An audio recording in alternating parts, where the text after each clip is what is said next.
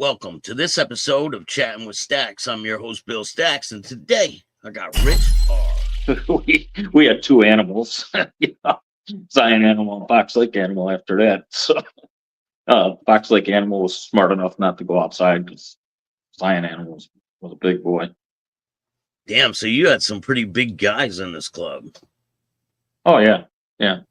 6'8" is huge. Yeah, I don't remember if it was Zion animal. I think it might have been after I left, a guy named Daniel Boone joined the club. And if I understand correctly, that was his real name. And it was either him or Zion Animal was rear-ended by some guy from Poland. And this guy's trying to claim he has diplomatic immunity, which he didn't. Whoever it was in the hospital. I heard about this, after I left the club, was in the hospital for like a week with this broken leg. And he gets ready to leave. He gets up and he discovers, as he puts his weight on his other leg, he discovers, no, the other leg is broken too. So he was in the hospital for a week with two broken legs, not knowing it. No, that's got to be bad. Yeah. So, yeah, funny story with Wayne. And I had thought this was a little bit, but I was talking to Wayne. He said, no, this happened to me. Before I joined the club, because when Wayne left the club to go into, to get sober, that was the same weekend I joined the club. It was like we were on opposite sides of a, rotating door, and we didn't see each other.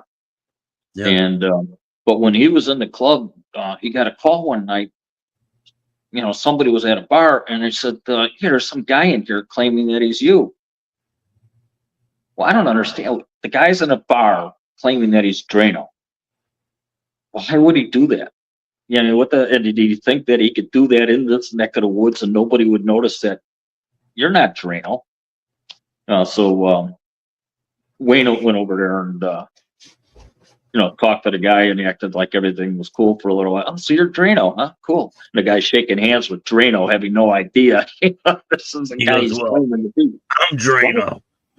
What the hell? I don't understand that. I mean, what the hell is the guy thinking? So I've seen that before. Where someone tries to pretend to be someone else. Yeah, I have seen that before. But what's the point? And he got caught too by the person. Yeah, that's goofy, man.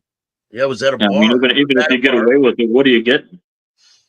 Yeah, like, what are you doing? Like, just because the person maybe has a crazy reputation or something, you're over there trying to impersonate the person? That's crazy. Yeah, I have seen that before. Towards the end of your motorcycle career, why did you end up leaving the bar, and what did that look like? Why did I start why did you end sober? up? No, yeah. Well, why did you end up leaving the club, and what did it look like when you left the club? I got there were all five of these clubs were waiting out in North Chicago, and I'd been partying the night before. I was going to have 2 beers, and I went to this bar, and I ended up closing the bar down. And then I overslept.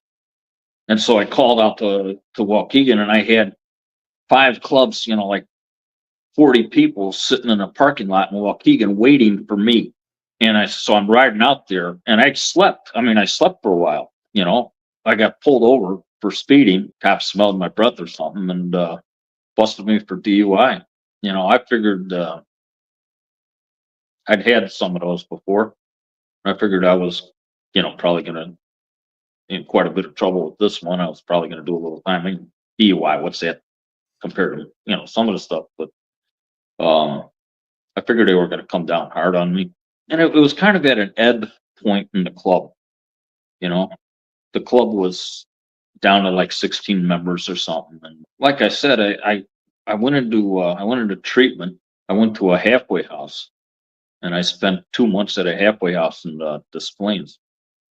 And when I got out of there, I went back on a Friday night to say goodbye to the club. To, officially, they were so happy to see me that I didn't. I stayed in the club. I was just so overwhelmed by, oh man, it's good to have you back, and So but your intention were you were going to go there and give your patch back. Yeah, I was going to quit.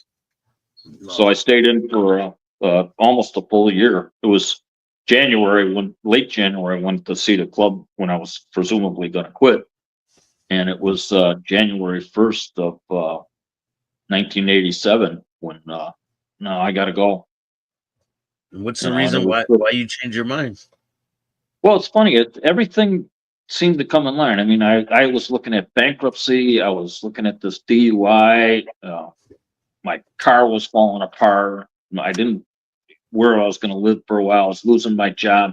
Everything was going to crap at once in my life when I went into treatment. And in that year, I paid off. I did not go bankrupt. I paid off all my debts. I got a new vehicle. I was doing sheet metal, HVAC. I got a job. I got set up with that. I'm doing fine with that. You know, all the problems that I would have said that I had were solved.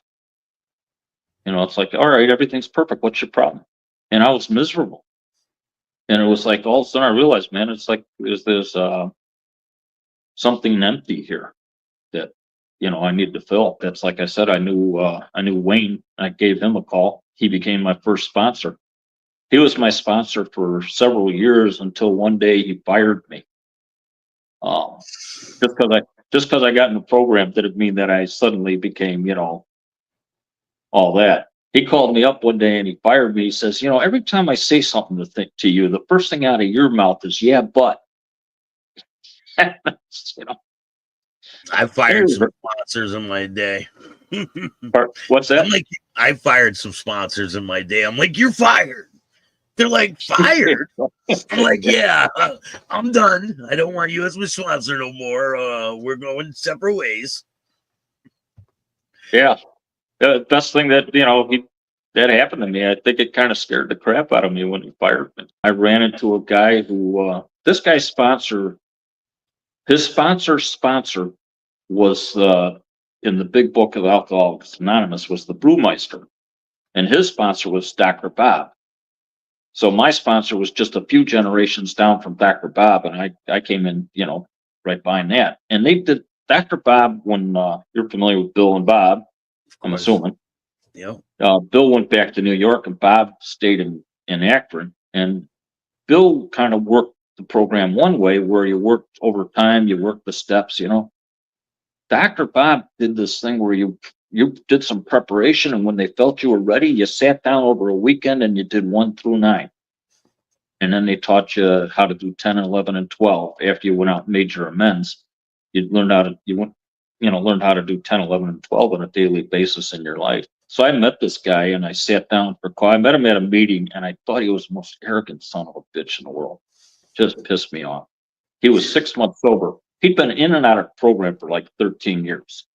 You know, I was 6 years sober, and here he is 6 months sober. And we ended up at a coffee shop, and I'm like challenging everything he's saying. And he's proven that everything he's saying is right. Like I had heard that, you know, you go out and make amends except when that would injure them or others. Well, you're one of the others. No, you ain't. That's not the way that thing works. You got to be ready to do whatever it takes to clear your side of the street. The guy showed me in the big book where it said that.